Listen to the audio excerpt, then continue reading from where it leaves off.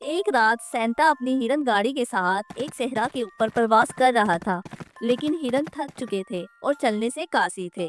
इसने अपनी गाड़ी रेत के टीलों पर उतारी। जल्द ही गांव के कुछ बच्चे सैंटा के पास आए और खुशी से इससे बातें करने लगे। इतने में एक चरवाहा अपनी ऊँटनी के साथ वहां आया। सैंटा ने इसे अपनी मुश्किल बताई तो चरवाहे ने कहा, मेरी ऊँटनी नूर जादुई है और आपकी मदद करेगी। चरवाहे के इशारे पर ऊँटनी के परों से रोशनी निकलने लगी और सैंटा हैरत से देखता रहा।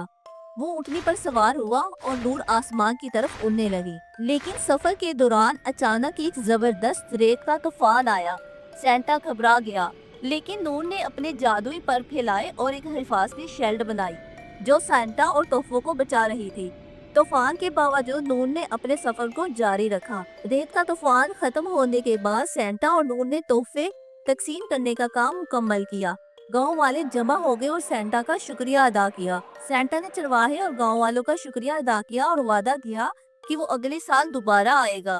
नूर ने अपने परों को फैलाया और सैंटा को आसमान की तरफ ले गई। गांव वाले नीचे खड़े खुशी से हाथ हिला रहे थे, जबकि सैंटा और नूर रोशनी में गायब हो गए।